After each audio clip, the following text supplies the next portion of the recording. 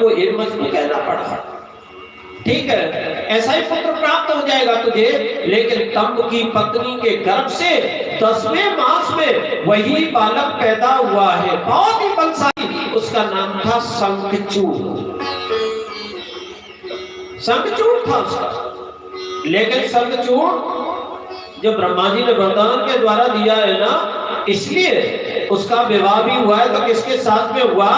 धर्मध्वज की पुत्री थी जिसका नाम था तुलसी। तुलसी के साथ में विवाह हुआ है। लेकिन ये तुलसी भी महान पतिव्रता थी, महान पतिव्रता है। लेकिन सभी देवताओं को मार मार करके इसने तहस नहस कर दिया।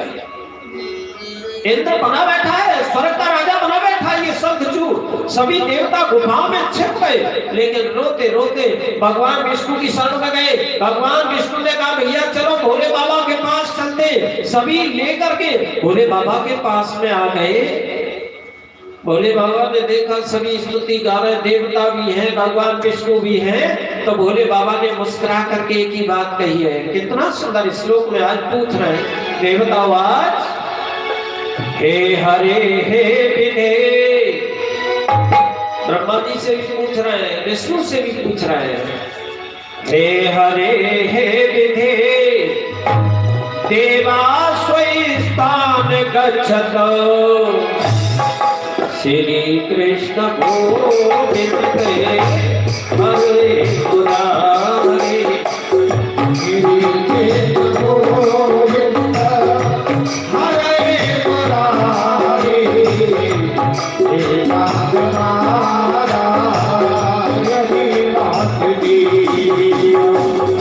देवता ने रो करके कहा है महादेव, एक दैत्य पैदा हो गया है जिसका नाम है शंखचूड़। आज हमें जीने नहीं दे रहा है, स्वर्ग का राजा बना बैठा है। लेकिन आज शंकर भगवान कहते हैं देवताओं, शंखचूड़ वदेश्यामि, उसका मैं वध करूंगा, चिंता मत करो। लेकिन शंखचूड़ वदेश्यामि सगणं नाप्रजौ श्री कृष्ण गोविंद हरे मुरारी।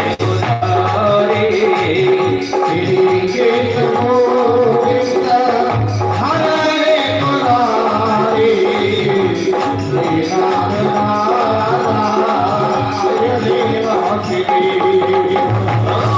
श्री कृष्ण गोविंद हरे मुरारी। हे नाथ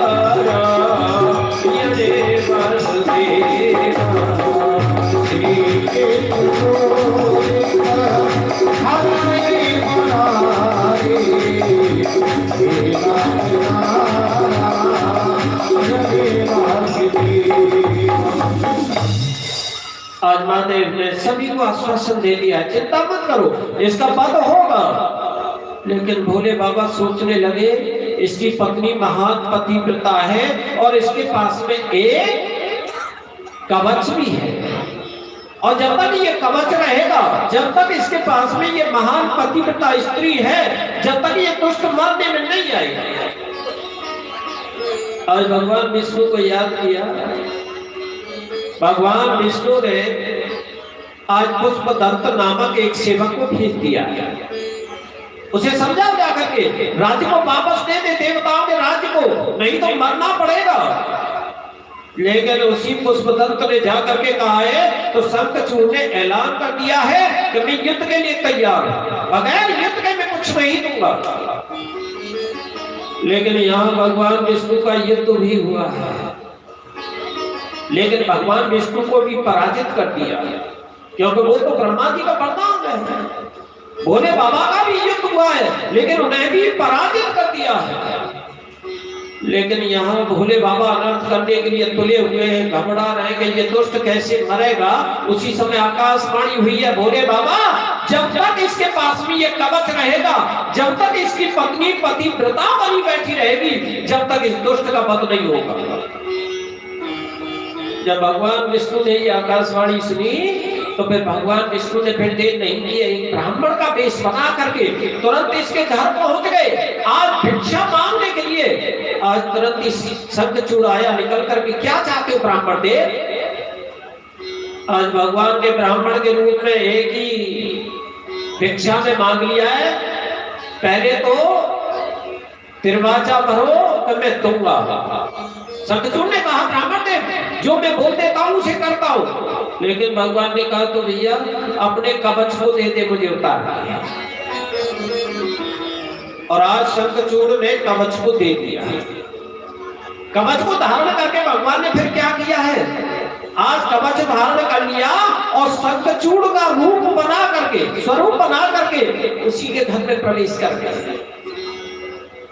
आज उसकी पत्नी जो तुलसी थी ना, उसने देखा मेरे पति देव आ गए, युद्ध में से विजय प्राप्त करके आए, लेकिन शंखचूड़ तो वहां पर युद्ध कर रहा था भोले बाबा से, लेकिन यहाँ भगवान शंखचूड़ बन करके आज इसके महलों में आ गए, रमण करने लगे हैं, संभोग करने लगे। बहुत समय हो गया, आज बड़ा प्रेम से उसी समय पर भोले बाबा को समय मिल गया, पतिव्रत धर्म नष्ट किया है, जब जाकर के भोले बाबा ने उसका वध किया। लेकिन यहाँ तुलसी को मालूम पड़ गई कि ये तो मेरे साथ में छल किया इस विष्णु में, और तुरंत ही तुलसी को क्रोध आ गया, और तुलसी ने क्रोध में आकर के एक ही बात कह दी है, तुम पत्थर हो जाओ, शिला बन जाओ। लेकिन भगवान विष्णु घबराने लगे, शिला बनने के लिए बोल दिया है, लेकिन पतिव्रताओं का श्राप खाली नहीं जाएगा। भगवान ने कहा ठीक है, मैं आज शिला भी बन जाऊंगा, लेकिन तुम्हें एक वृक्ष बनना पड़ेगा, तुम्हें वृक्ष बनना पड़ेगा। और आज वही हुआ है ना, ये जो तुलसी का पौधा है वही तुलसी थी, वही तुलसी है, लेकिन वही तुलसी ने एक बात और कह दी है, तुम्हें मेरे चरणों में रहना पड़ेगा, तुम्हें मेरे चरणों में रहना पड़ेगा, शिला बन करके। आज वही सालग्राम है, और आज भी कहते हैं तुलसी के नीचे सालग्राम की स्थापना अवश्य होनी चाहिए। और जो माता है सालग्राम के सहित तुलसी की पूजा करती है ना, उनकी सभी की मनोकामनाएं भी पूर्ण होती है। आज वो सौभाग्यवती होती है जो तुलसी की पूजा करती है प्रत्येक दिन सालग्राम के सहित। आज वही तुलसी पौधा बन गई है और वही भगवान सालग्राम बन गए। आज उन्हीं के चरणों में पड़े रहते बहुत अच्छी प्रकार से। बोलिए शंकर भगवान की जय। जलपान का समय हो गया, चलो जलपान वितरण करो।